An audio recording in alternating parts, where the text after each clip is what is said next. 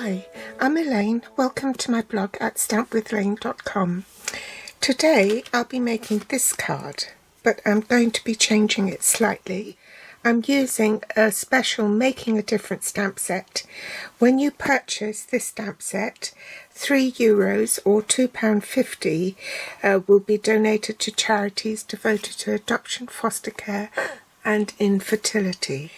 You can also buy the coordinating dies, which is bundled, to save you 10%. And these are called the Home Together dies.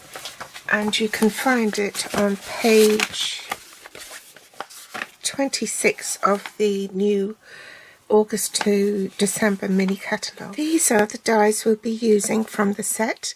The larger house die, the smaller one, a little Christmas tree and the two slopes. I'm using thick Whisper White for my card base. This has been cut at 8 1/4 by 5 7/8. In metric, that's 21 centimetres by 14.85 and folded in half. There is a garden green matte layer for the front of the card, and that's been cut at 5 1/2 by 3 3/4 inches, 14 centimetres by 9.5. The Whisper White layer to go on top of that, card layer 2, is 5 1/4 by 3 1/2, so that's 13.3 centimetres by 8.9 centimetres.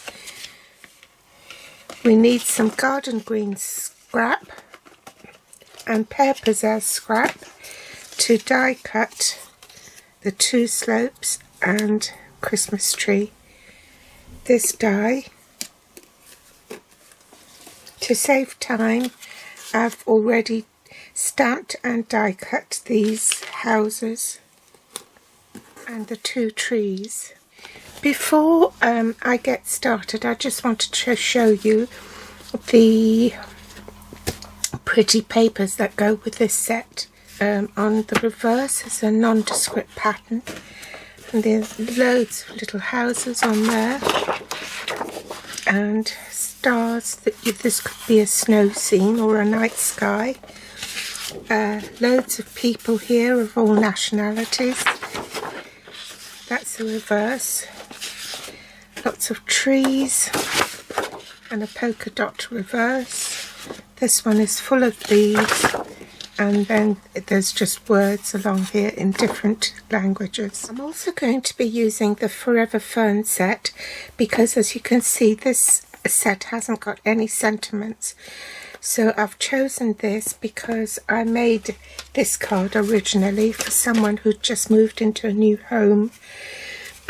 And I just wanted to say, wish them love and laughter forever after in their new home. This was a mixture of words. This is from a retired stamp set, and this new is from the A Wish for Everything stamp set. I just stamped and then cut the words out to piece them together to make a suitable greeting. The inks I'm using are Garden Green and Tuxedo Black Memento ink. I'm going to stamp the inside of my card first. The other ink I need is Pool Party and a sponge sprayer. Now, as you can see, I've smudged it. So what I'm going to do is I'll stamp it again on a scrap piece of paper, and then I can cut that out and overlay it over here, or you can use a die to cut out the sentiment. I've got the stitched nested rectangle label dies, so I'll die cut that and then glue it on top. Sorry, they're called rectangle stitched framelets dies. Let's get some glue and glue that on. So there's always a way around something. You don't have to waste the whole card if you've made a mistake. I'll glue that on to the front of the card as well, so I won't scrabble around trying to look for it. The other ink I'm using is Tuxedo Black Memento ink, and I've already set it up in my stamp apparatus to stamp the houses.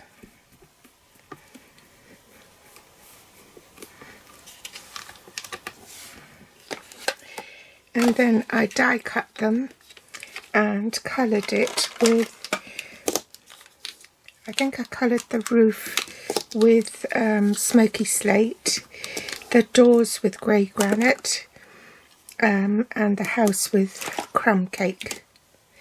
And then I just used the light Daffodil Delight to colour in the windows. Now, how I assembled it, I wanted the tip of this hill to sort of go like that, so that you'd see a bit of the hill behind. So in order to do that, I just attached dimensionals onto the back, and I got the position of where I wanted it right first, like so. What I'll do is I'll just do that. So that the trees are inside that frame and the trunks of the tree are straight. Okay. Then I can trim. So bring in the little mini trimmer. Now these aren't available to the general public. They're only available to demonstrators. And I've taken the finger guard off. Do it at your own peril. I'm not endorsing doing it, and you do it at your own peril. So I'm not taking responsibility if you injure yourself. Oh bother. Do you know what? I've done something wrong. I should have braided it first. Let's see if I can take that off.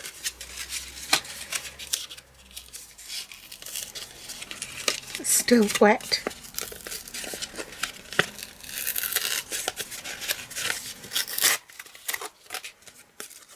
I've cut another piece because I've damaged that one, and this time we'll sponge brayer it first. So ink up the brayer and just keep rolling it like that. You don't want to go back and forth, because then only one portion of the brayer will pick up the ink. So just keep rolling it in one direction like that. And then I'm going to brayer it and work the brayer along the paper, just a fraction at a time.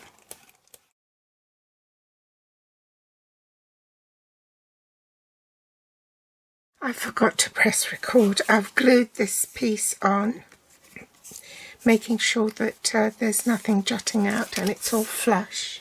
Now I can glue this piece onto my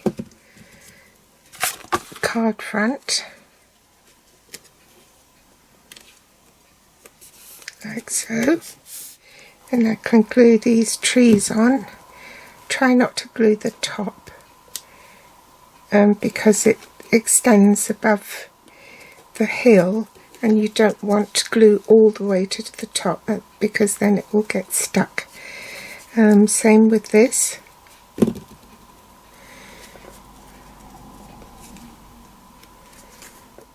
Would you believe it? I forgot to press record again. So I placed 2 glue dots on the bottom corners of the house and one by the roof line, tucked it in, and then attached it. I'm not going to put a sentiment there because I don't know what this card will be, but I chose these muted colours because the person I was sending the card to, her house was actually those colours, sort of a cobblestone grey. Do you think I should add some rhinestones? Yes, maybe.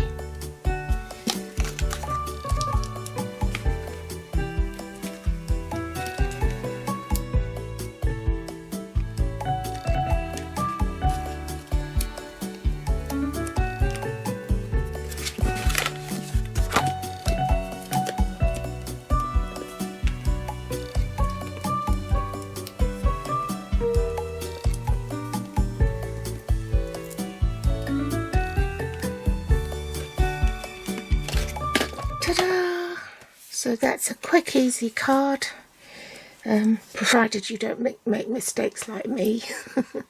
Well, I hope you've enjoyed today's tutorial, warts and all. As usual, all the links to the supplies will be below this video in the Show More section. If you'd like to read more about it, then hop over to my blog at stampwithelaine.com. If you haven't subscribed yet, do hit the subscribe button so that you won't miss any future episodes. Thanks for joining me today. Bye!